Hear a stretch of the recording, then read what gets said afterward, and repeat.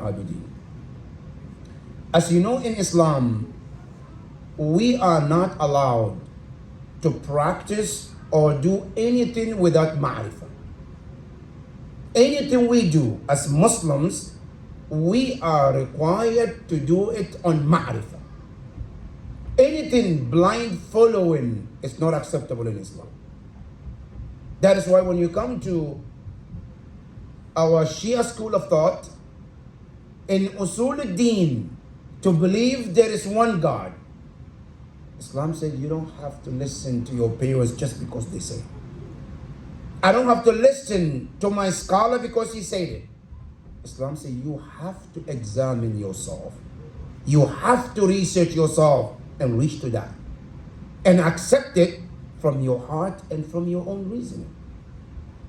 Not only that, Islam says you believe in Allah is just. It's not enough just to say, I believe God is just. No, you have to research it. You have to reach to that. And that is required by Islam, that every individual have to reach to the ma'rifah of Allah subhanahu wa ta'ala. And that ma'rifah of Allah must come through your own research. Yes, you can seek help from here and there, but at the end, it has to be your own research personally. That is the ma'rifah of Allah. And that is why when you go to Nahj al-Balagha, the first khutbah in Nahj al-Balagha, which Imam Ali alayhi salam mentioned, it says, Awwaluddin ma'rifatu. The first thing in this religion is to get to know Allah subhanahu wa ta'ala. Hadith al-Qudsi also come to tell you from Allah subhanahu wa ta'ala. He said, Ya abdi arifni qabla an ta'budni. My servant, before you stand in front of Allah to say Allahu Akbar, ruku, sujood, he said, get to recognize your creator. Get the ma'rifah of Allah subhanahu wa ta'ala. Now, why should I need the ma'rifah of Allah? Then the Hadith al-Qudsi, it says, فَإِن لَمْ تَعْرِفْنِي فَكَيْفَ تَعْبُدْنِي. If you don't recognize me, how can you worship me? You have to recognize Allah subhanahu wa ta'ala. And that is the first step. Now, after I recognize Allah subhanahu wa ta'ala, then there comes the next step, which is ma'rifah of Rasulullah. You want to recognize Rasulullah? I cannot just blindly follow of Prophet either. I have to research and get to know that this is the Prophet. This is a God's ambassador on the earth. I cannot just follow anybody. That's why Quran tells you, Yawm al-Qiyamah, we will call you by the Imam you chose. يَوْمَ نَدْعُو كُلَّ أُنَاسٍ بِإِمَامِهِمْ. Who you chose, you get to recognize that this is my leader. Yawm al-Qiyamah, you will be called by that leader. But the choice is whom? It's your choice. For me to identify an Imam who is chosen by Allah subhanahu wa ta'ala, Islam says you cannot just choose him blindly. There are rules and regulations in Islam that you have to make sure that those rules apply on that person to become your Imam before you follow that. Now, how do we do that? In our Aqidah, before I say this is the Prophet, this is the divine leader that I have to listen, I have to follow, there have to be two things. If those two things happen, then yes, I can follow them. But if these two things does not meet, or they didn't meet those two things, doesn't matter how big turban they carry, doesn't matter how big long beard they carry, it doesn't matter. I should not be listening or following them. Our aqidah, our aqaid, they say the first thing you have to look in the Prophet or Imam, that the Imam or the Prophet must claim he is a messenger of Allah or an Imam. He must claim, because if a person was sent by Allah and he didn't say anything, how can we know that he's a divine leader? How can we listen to him? How can we follow him? So the first thing is the Imam or the Prophet must say, I am a messenger from Allah. That is the first thing. Now, after they say that, it's not enough. They have to prove that they are a messenger of Allah. Saying is one thing, but then they have to follow up with what? with a miracle to prove that they are prophet or they are not. Now, if they prove these two things, then we are obligated to follow and listen to them. That is when it comes to the prophet and imam. Now, those imams, we also have to follow them with ma'rifah. I cannot follow imam or the prophet without ma'rifah. As-salat without ma'rifah is not salat. As-ziyarah to hajj without ma'rifah is not hajj. Visiting the imam without ma'rifah is not ziyarah. And that is why our imam tells us, Imam al-Rida alayhi salam, he said, Man zarana arifan bihaqqina. Whoever visits us and recognize arifan bihaqqina, and he knows our rights upon him or her, wajabat lahu al-jannah. Then Jannah becomes must for that person. But if I go to ziyarah of imam, but that ziyarah is free from ma'rifah, that's not a ziyarah. I pray 5 times a day, but that prayer is free from ma'rifah, then it's called exercise. That's not salat. Because salat has a spirituality. It has a connection between a servant and the creator. If that salat doesn't give you that connection, it's not called salat. So, everything we do in Islam, it requires ma'rifah, recognition. Now, how do I recognize Allah? As a beginning, we need to have ma'rifah of Allah. And that is why in dua we read many times after salah, Allahumma, oh Allah, I ask you, arifni nafsak. Ma'rifah. Allahumma arifni nafsak. فإنك إن لم تعرفني نفسك لم أعرف رسولك. I talk about ma'rifah of Allah. Now, right after that, arifni nabiyak. Ya Allah, I need to recognize your messenger. Why? فإنك إن لم تعرفني نبيك أو رسولك لم أعرف إمامك. In some dua, حجتك. Now, if I don't recognize my messenger, I would not be able to recognize my imam. Now, اللهم عرفني حجتك فإنك إن لم تعرفني حجتك ضللت عن ديني. If I don't recognize my imam, I go astray. I get misled from the right path of my religion. Now, look how it's connected. Ma'rifah of Allah, ma'rifah of Rasul, ma'rifah of imam. They all connected together. Now, the question is, how do I recognize Allah?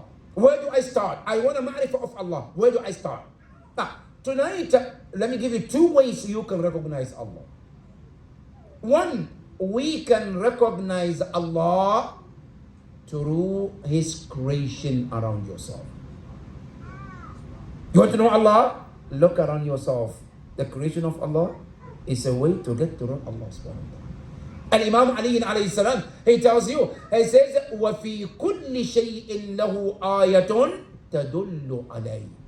In everything you see, you touch, you smell, you feel, there is a sign to recognize Allah. You just have to open your eyes and your mind to see Allah subhanahu wa ta'ala. That's one way to get to know Allah. The second way to do ma'rifah of Allah is to look at yourself. Ma'rifat al-nafs. That's why I say, Man arafa nafsahu, arafa rabbah. When you recognize yourself, you recognize your creator. You know why? Because when you look at yourself in the mirror, you look at yourself in the mirror and you look at yourself beyond these eyes. Sometimes you can look at in the mirror with the eyes, these eyes, al-basar, and you can look at yourself in the mirror with basira. Al-basira means insight. Now, if you look at yourself in the mirror with basira, I guarantee you will see Allah in yourself. There is no way you can look at yourself with basira and not see Allah subhanahu wa ta'ala. And from this angle, Imam Ali says, ما رأيت شيئا إلا ورأيت الله قبله. I never see something unless I see Allah before it. You can see Allah within yourself. And Quran confirms that. Allah says, سَنُرِيهِمْ آيَاتِنَا فِي الْآفَاقِ وَفِي أَنفُسِهِمْ. we will get them to recognize Allah, to see Allah, to rule the horizon and to rule themselves. When you look at yourself, you can see Allah in it. That is the way you can get the ma'rifah of Allah subhanahu wa ta'ala. Now, how can I get the ma'rifah of Rasulullah? Now, I get the ma'rifah of Rasulullah through Allah subhanahu wa ta'ala. Allah tells you who is Rasulullah, who is the messenger of Allah, what are his qualities, what are his attributes. That's how you get to know the Prophet. Now, there are other ways you can get to recognize Allah. There are other ways you can recognize the Prophet. But how do I recognize the Imam, special Imam Zayn al-Abidin? Tonight, as we dedicate tonight to him, I want to have ma'rifah of Imam Zayn al-Abidin. Where do I do? What do I do? And where do I start? Now, to get to know a person, and especially the Imam, one of the ways to recognize Imam is through his words, through the saying of the person. Now, as you know in Quran, Allah subhanahu wa ta'ala tells us how important you can get to recognize somebody through the way they speak and through their talk. Give you one example. In Surah Yusuf, you know Nabi Allah Yusuf, he is a prophet and his father is a prophet too. And Nabi Allah Yusuf, when his brothers took him, they threw him in the well. They wanted to get rid of him. Why? Because of jealousy. Because Yusuf alayhi salam, his father is attracted to him more. His father loves him more. Now, his father loves him more, not because Yusuf is Yusuf. No, because Yusuf loves Allah the most. Now, if Yaqub is to love him because of him, that's haram in Islam. You cannot discriminate between your children. It's haram in Islam. Now, however, if one of them fears Allah the most, you are allowed to love them more. Like the way Rasulullah, we're all creation of Allah. But Allah loves Rasulullah more than us because of his taqwa. And that's okay. So, Yusuf alayhi salam was loved by Yaqub because he is the most pious one among all the children. But the children of Yaqub couldn't see that. They had jealousy. They threw Yusuf in the well. They wanted to get rid of him. They want the attention of the father. Now, as they threw him in the well, they thought Yusuf is dead, it's over. They planned, and Allah has a plan for Yusuf. As they left Yusuf to die, Yusuf alayhi salam was in that well. Jabrail came, Ya Yusuf, do you want to get out? He said, yes. He said, I'm going to teach you dua. If you read it, Allah will get you out of it. He said, okay. He taught him the dua, and the dua is in Mafatir Jinan. If you read dua after Fajr prayer, which Abbas al-Qummi rahmatullahi ta'ala alayhi mentioned, of A'mal Fajr, after Fajr, one of the du'as you read after Fajr is the dua Allah taught Jabrail to teach Yusuf alayhi salam. Yusuf read the dua, the caravan came, they took Yusuf out. The caravan, they didn't know Yusuf, they didn't value Yusuf, they looked Yusuf at the page of, as the face, how he looks beautiful, handsome, that's all they could see. They went and sold Yusuf. And Quran says, وَشَرَوْهُ بِثَمَنٍ بَخْسٍ دَرَاهِمَ مَعْدُودًا. They think Yusuf worth those dirhams. They sold Yusuf, they left. But they don't know the Yusuf and his value. They sold to the king of Egypt. The king of Egypt bought Yusuf, didn't recognize Yusuf either. Now, how does he define Yusuf? Quran says, when the king bought Yusuf, he says, Asa an yanfa'ana. Yusuf can benefit us. We can use him, clean, send him here and there errands. That's what. Oh, أو نتخذه ولدا. Or we can treat him as a child, our child. That's what the king says.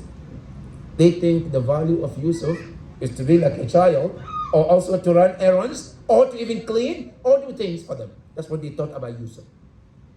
Now, look at how Yusuf alayhi salam changed their perspective about him.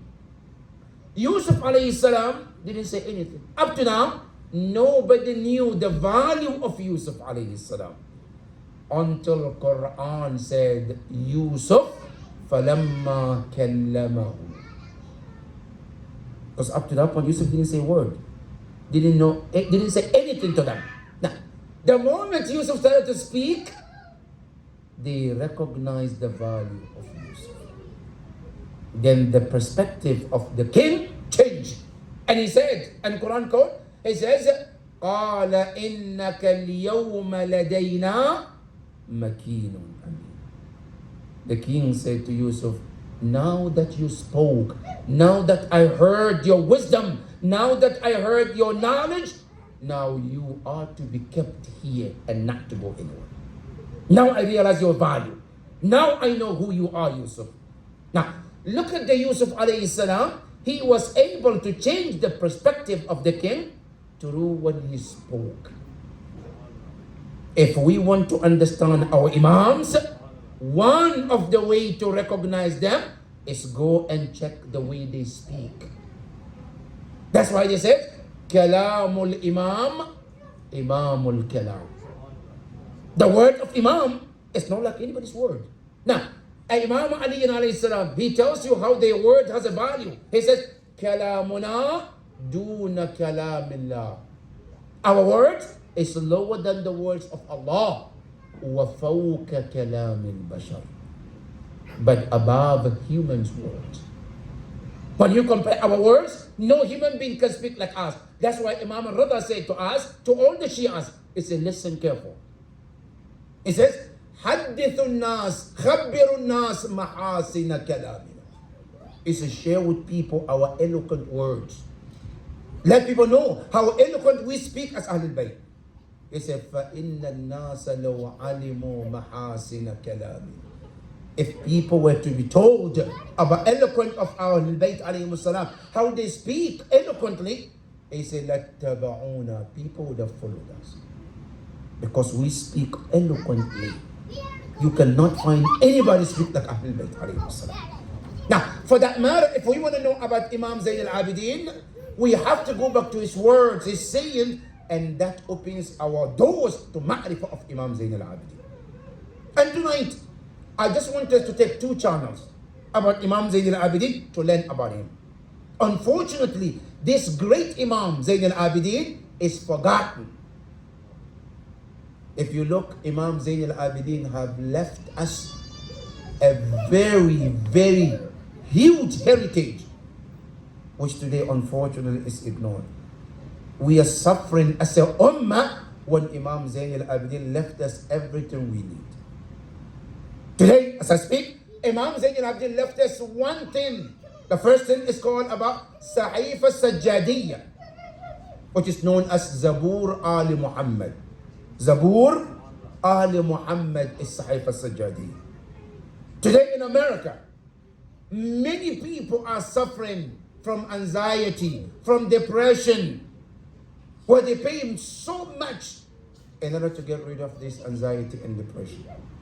When you check in Sahif al-Sajjadiyya, Dua 54, Imam Zayn al-Abidin mentioned, it's called Dua Istikshaf al-Humum.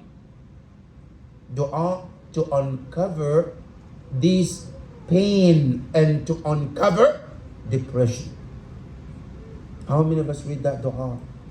To see what Imam is talking, how to communicate with Allah and to get rid of this kind of anxiety and depression. That dua is in Sahif al-Sajjadi. Our ummah is suffering from this, and the medication is there in dua, but we are not going back to that dua to benefit from it.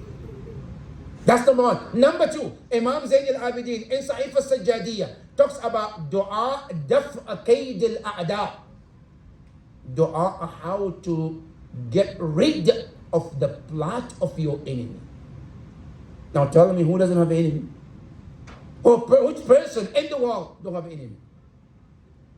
And Imam Zayn al-Abidin put in dua in Sahif al-Sajjadiyya how to get rid of the plot of your enemy to rule out. How many of us read this dua to protect ourselves? Not only that, Imam Zayn al-Abidin tells you and I, many of us today, we worry about the children. I'm a father, you're a mother, we are fathers, we have children. We worry about their future, how they're going to turn. Are they going to stay believers? Are they going to change? What will happen to my children when I pass today? What will happen to my children if something is to happen to me today? What will be their future? How can I secure the future of my children? Imam Zayn al-Abidin put that dua in Sahif al-Sajjadiyya, and it's called Min du'aihi liwaldih. Dua for your children. And that dua is filled with so many powerful words. How to ask Allah to protect your children, to protect their health, to protect their future, to protect their deen, and protect their religion. All of this is Sahif al-Sajjadiyya. Not only that, he talks about people who also concerned about their father. I'm a son, I have a father who's still alive or deceased. I don't want to lose that father relationship. Even though my father is not alive, I can see him physically. In Dua as-Sahif al-Sajjadiyya, Imam talks about how to make dua to keep that connection with your father, with your parent. And it's called Min du'aihi li abawayhi. It's in Sahif al-Sajjadiyya.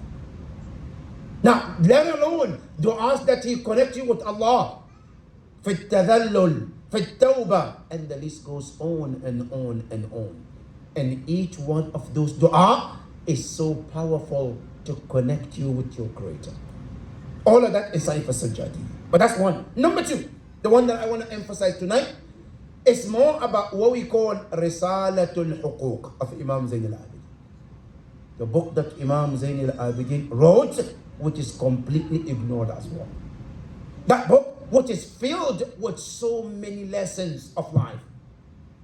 Which book that talks about different types of right. Today we talk in the Western society, many types of right, the human right, the women right, the animal right, and the list goes on. But when you read that book, you will realize the right that your mind never even thought about. Imam Zayn al-Abidin mentioned in Risalat al-Huquq, and tells you how much other things have right upon you, and what are their rights upon you as a person. And so in Risalat al-Huquq, Imam Zayn al-Abidin started the book with talking about what we call Haqqullah al-Akbar, the greatest right of Allah upon us. Now we know, for many times we think that Allah subhanahu wa ta'ala doesn't have any right on us. We have a right upon Him. When I ask Him, Ya Allah, He needs to listen to me. When I ask Him something, He needs to give it to me. That's our right. We think about Allah. Whatever I ask, He should give. If He doesn't give, I have to be angry at Him. Now, did we ever stop to think, what is the right of Allah upon me as a servant? Imam Zayn al-Abidin tells you in Risalat al-Huquq. So listen careful. Not only Allah has a right upon you, His right is the greatest right above all the rights in the world. I have rights. Other things have right upon me. But the greatest right is the right of Allah upon you.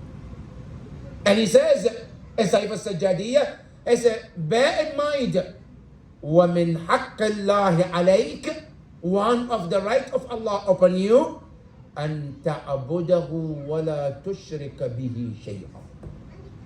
The right of Allah upon all of us is to serve Allah and do not associate Allah with anything. I worship Allah, yes, but can I serve Allah with something? No. The right of Allah is He created you alone. He provided you everything alone, and He deserves you to worship Him alone too. Allah subhanahu wa ta'ala tells you in the Quran, as He was talking, He says, ذَرْنِي وَمَنْ خَلَقْتُ وَحِيدًا. Who did support Allah when Allah was creating us? When He was creating you and I, who supported Him?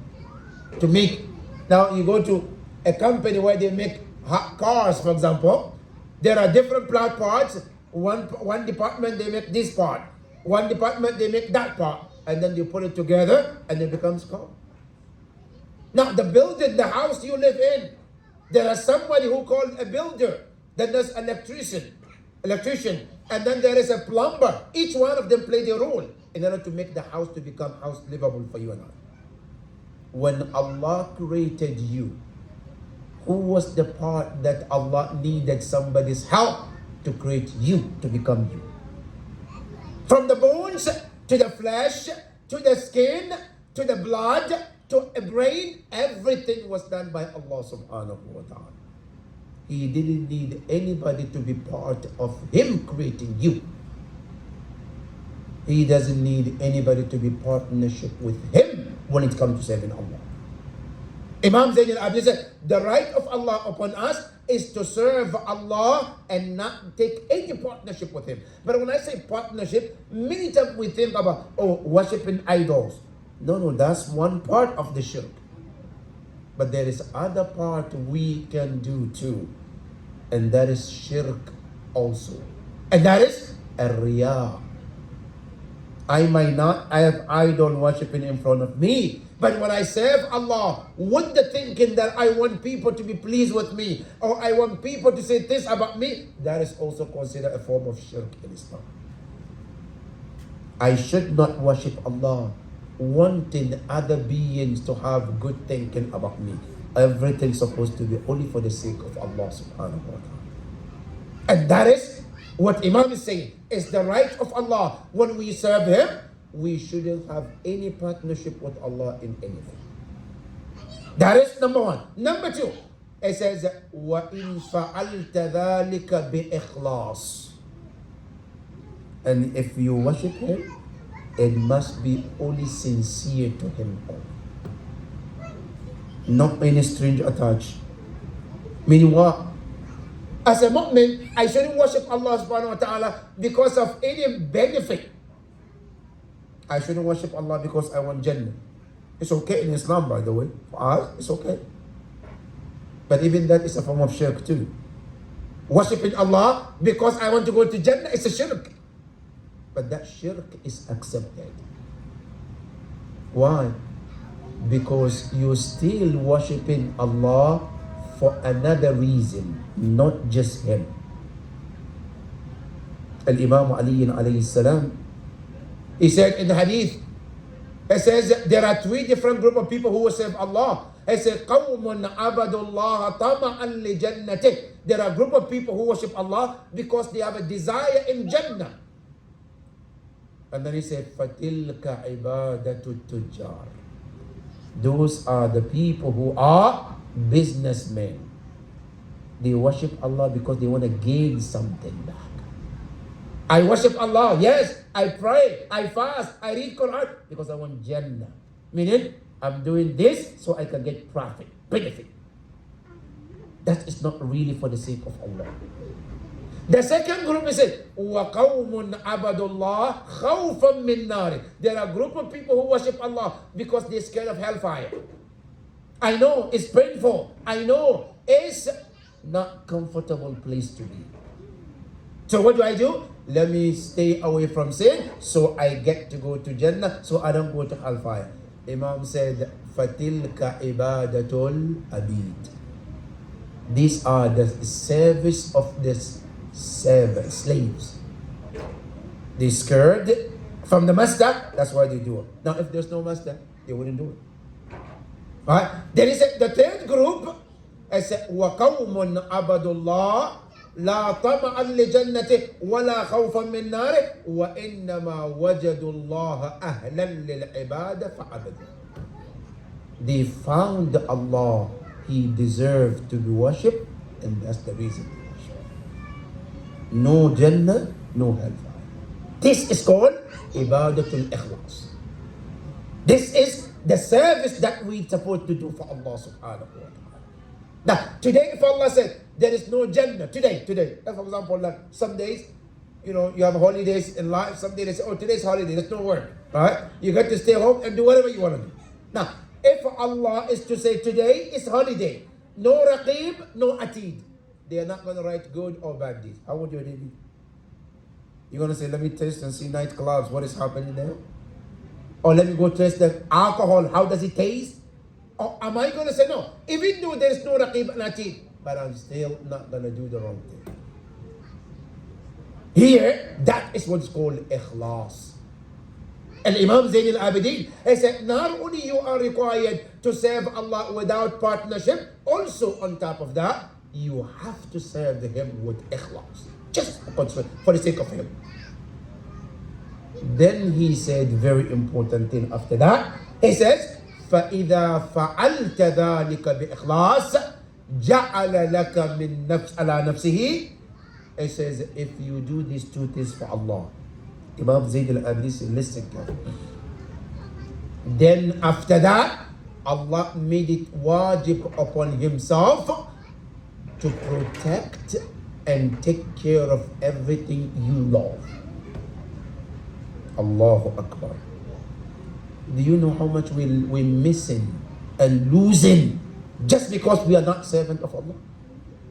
And Imam Zayn al-Abidin says, if you are to do this for Allah, you worship Him without a partnership, you also do it for the pleasure of Allah with ikhlas. He said, then Allah made it upon himself that he must protect everything you love.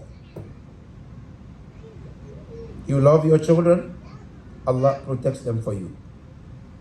You love yourself, Allah protect yourself for yourself. You love other things in life, Allah will protect them for yourself, for you. Your business, Allah protect it for you. Your property, Allah will protect them for you. Imam Zayn al-Abidin said, if you do these two things, Allah protect them, everything you love for yourself. And I'm going to show you some of the examples from the Quran, how your belief in Allah and your sincerity to Allah can protect everything that you have and everything you hold dear in your heart.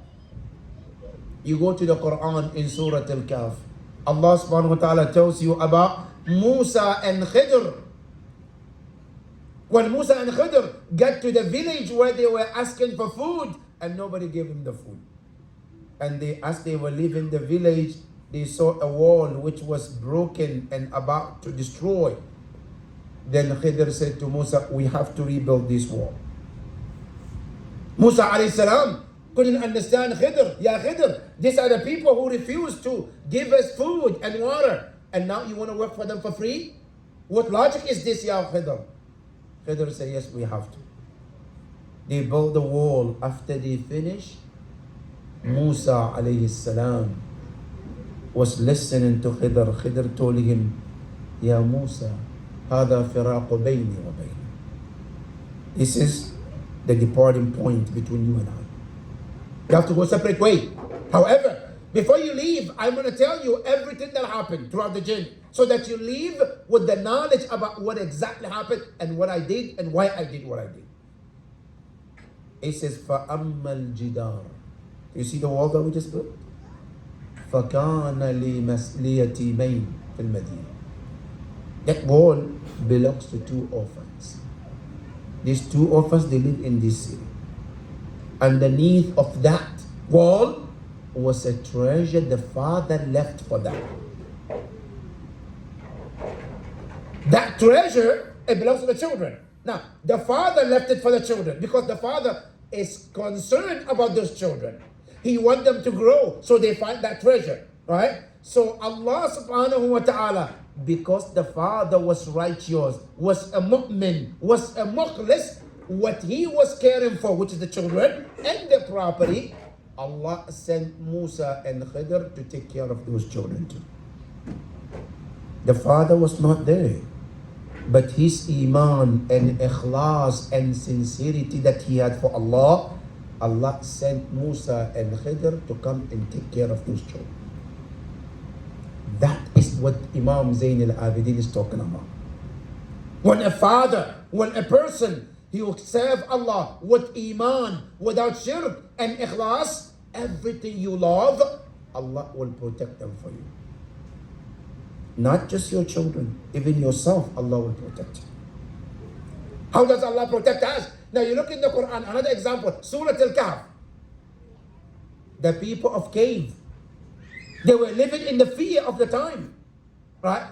When they wanted to protect themselves, they left the city to go find somewhere secure to live and protect their religion. Allah subhanahu wa ta'ala protected them. They went into the cave. As they were sleeping in that cave, Allah said, we وَنُقَلِّبُهُمْ يَمِينًا ذَاتَ الْيَمِينِ وَذَاتَ الشِّمَالِ. Allah said, as they were sleeping, we were turning them right and left. Ya Allah, why are you turning them? Not they turning. I said, we turning them. Why? So that the blood circulation continues. So they still can breathe in and out. Not only that, Allah said, as they are in the cave, they're sleeping. But we make their dogs sitting in front of the cave, where when you walk in, anybody who walk in, you see them, you think they're still awake and they can see you, but they still sleep. Allah said, we did that to protect them. And Allah protect them years and years until He brought them back. That is because they were mu'mineen. Innahum fityatun amanu bi rabbihim. Allah said those people of cave, they were mu'mineen. And we protected them from what? From the tyrant of that time. The Qiyanus died and left, and the people of cave were still alive. They came back to life. They saw life where the Qiyanus couldn't even live to see. Now who protected them? Allah subhanahu wa ta'ala. That is when you have iman in Allah and you serve Allah with ikhlas, Allah will protect you and protect everything you have. Now, forget about the children. Sometimes somebody says, okay, what about my property? I have animals. I want someone to protect them. I have houses. Allah said, I will protect all of that for you. You want an example from the Quran? Go to Surah Al-Baqarah. Uzair is one of the servants of Allah who went to a village and he saw everybody was dead. And he said to himself, how can Allah bring all of these people back to life? Allah took his life, but Allah protected his food and water. Food that he was carrying for over 100 years, the food was secure and protected. After 100 years, Allah brought Uzair back to life. Ya Uzair, kam labith? How long were you here? Uzair couldn't figure out. He said, Yawman aw ba'da yawm. I was here for a day or two. Jibreel says, La, Ya Uzair, you were here more than a day or two. How long am I here? I said, Bal labithta mi'atu am. You've been dead for 100 years. Ya Uzair, do you want a proof? He said, yes. What is it? I said, Wanzur ila himarik. Look at your donkey. He turned and he looked. The donkey was completely bones, done, gone. Then Allah said, Wanzur ila ta'amika wa sharabika lam yatasaddam. Look at your food, your drink that you were carrying. For 100 years, nothing changed in that food. That food was able to survive 100 years. Allah protected the food for Uzair. That is Allah subhanahu wa ta'ala. Your property, your children, yourself, if you are dedicated to Allah with ikhlas, with iman, Allah will protect everything that you are. That is Imam Zayn al-Abidin salamullahi alayhi. Not only that, I said, listen, after you finish with the haqqullah, I said, remember your body that Allah gave you, they have a right upon you too. What is the right of this body? This body that I have, each part of the body have a right upon me. What is the right? The first one, Imam said, after haqqullah, he said, your nafs have a right upon you. What is the right of my nafs? He said, the right of the nafs upon you is to channel this nafs to serve and obey only Allah. You know, nafs is potential of two things. Allah said in the Quran, وَنَفْسٍ وَمَا سَوَّاهَا فَأَلْهَمَهَا فُجُورَهَا وَتَقْوَاهَا. That nafs is have two potential. It can be taqwa, which is completely surrender to Allah, or fujuraha, completely surrender to shaitan. Now, which one am I supposed to let this soul to surrender to? To Allah or to shaitan? Here Imam said, the haqq of your nafs is to let the nafs to surrender completely to Allah, to the maker of this nafs. And that is the right of your nafs. And if you do that, where you surrender your soul to Allah subhanahu wa ta'ala, then you have given the soul the chance of success. قَدْ أَفْلَحَ مَنْ زَكَّاهَا وَقَدْ خَابَ مَنْ دَسَّاهَا. Allah subhanahu wa ta'ala said, you want success for the nafs? You want success for yourself? It's not based on money or power or fame. The success of your nafs is when the nafs is surrendered to obedience of Allah subhanahu wa ta'ala.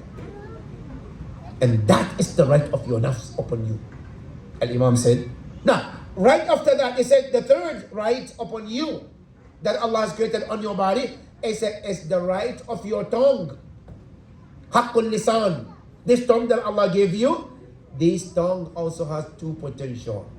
It can be used to hurt others, and it can be used to obey Allah subhanahu wa ta'ala.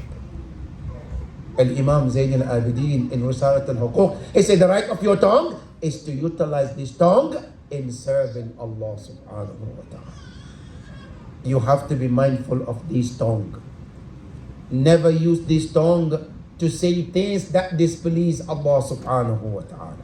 That this tongue is supposed to be used in the dhikr of Allah, and also using the words to make people happy and to make the life of people more even comfortable, not to make the life of people miserable. This tongue can hurt people for the rest of their lives.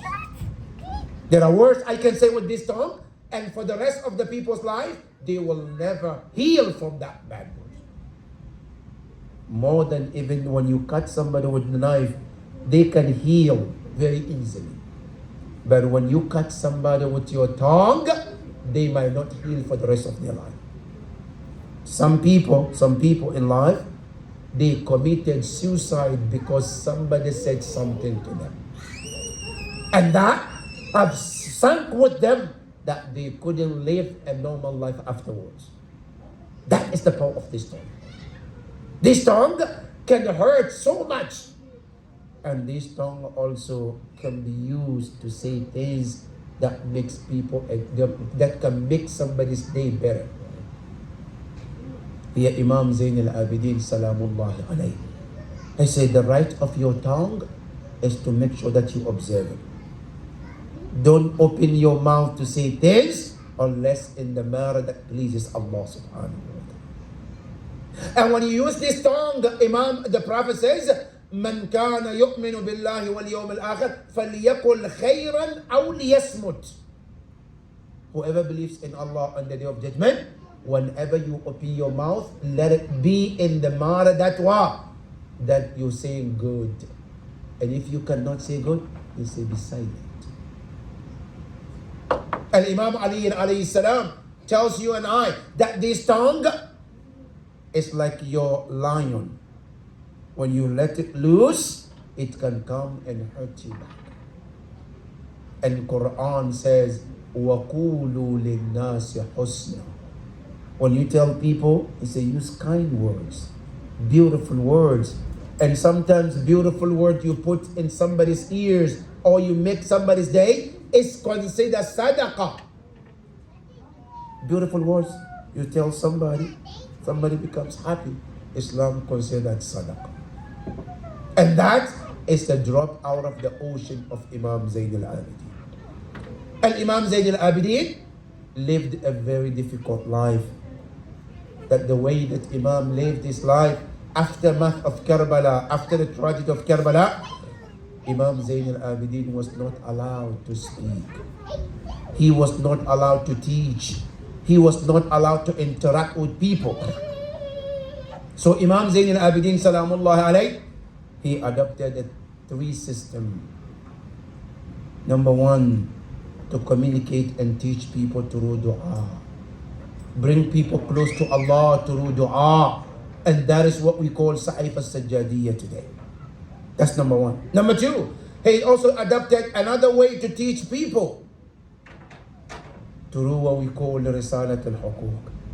At the time, people don't know the right of one person or the other. Rights of others were violated. Imam Zayn al-Abidin taught us how to respect the rights of others. Then the third, Imam Zayn al-Abidin adopted a system that he goes to the market and he buys slaves. He brings them to his house. He keeps them in his house for 1 year. And that 1 year, he teach them akhlaq. He teach them Quran. He teach them fiqh. He teach them history. And then when the year comes, he takes them to Hajj. On the day of Arafah, he looks at all of them and he said to them, "Oh, you, my brothers and sisters," he said, "you are no longer a slave to anybody but slaves of Allah." He said, "You are free from today, from anyone and from myself. But I ask you one thing as you leave to go anywhere you want to go." He said, "As you go wherever you want to go, remember to share the tragedy of my father, Aba Abdullah. Wherever you go, tell the people how my father was martyred, how my father was denied access to water for 3 days, how my father was left 3 days on the plain of Karbala, bila ghusulin wala kafani." Al-Imam Zain al-Abidin Salamullahi alayhi, from the tragedy that he went through, aftermath of Karbala, no food was ever been presented to Imam Zain al-Abidin unless his tears mixed with that food. When they give Imam Zain al-Abidin water, he says, "Ashrabu wa kad qutila abi atshana." Why should I drink when I saw my father, Aba Abdullah, who was left to die next to the river, and he never tasted water before his martyrdom? Imam Zain al-Abidin Salamullahi alayhi, after 57 years of life, they put a poison in his food.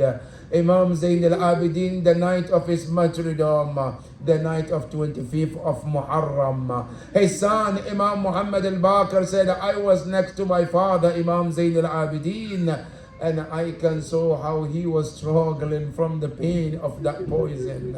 He said, "That night I look at my father's face, وَقَدْ صَرَ السُّمَّ فِي بَدَنِهِ الشَّرِيفِ, and I can see the poison has got into the system of my father Imam Zain al-Abidin." How did he get to know, Ya Imam Baqir, how the system have changed the body of your father? He said, "I saw my father color have changed.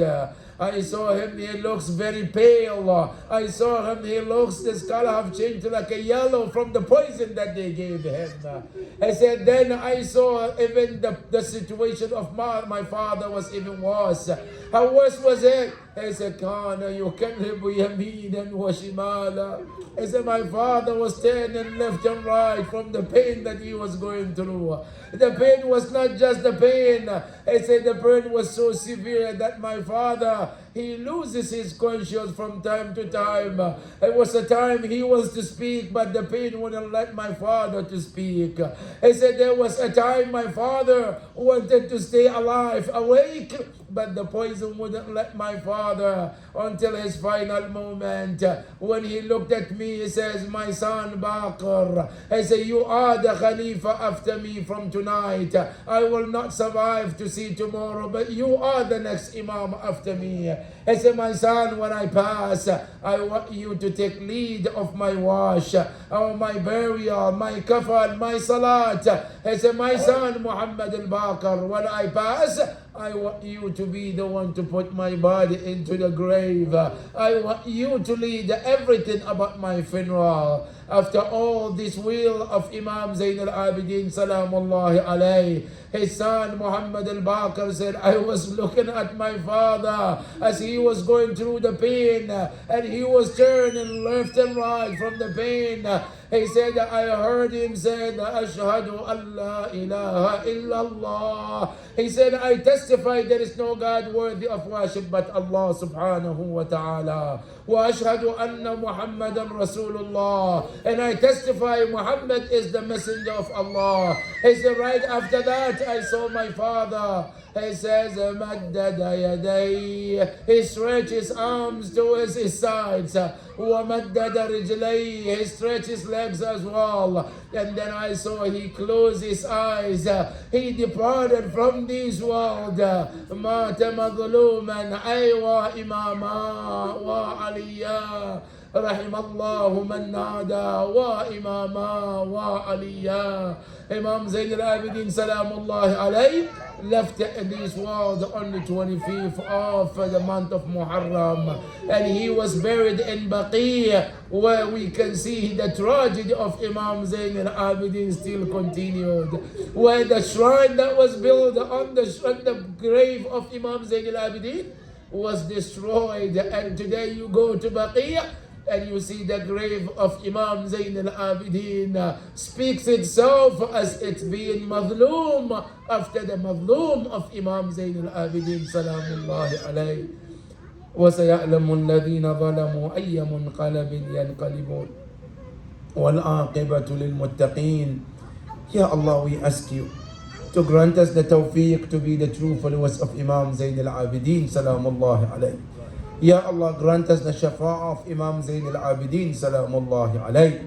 Ya Allah, give us the tawfiq to visit the graves of Imam Zayn al-Abidin salamullahi alayhi and the graves of Ahlul Bayt alayhim as-salam. Ya Allah, we ask you, our marhumin, be pleased with them, Ya Rabbal Alameen.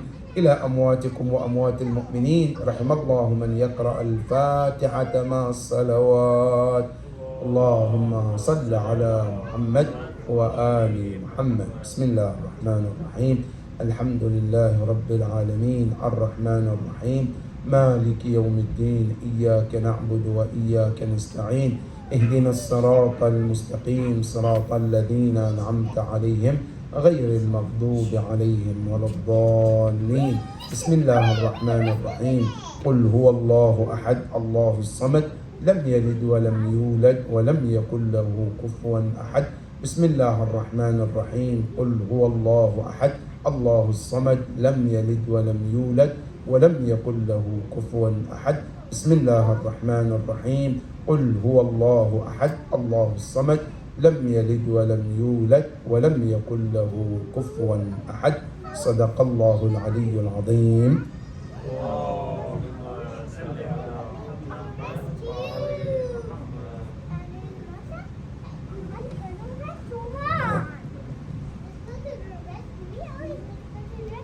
Let's go to the rescue team. We're going to the rescue team. Let's go to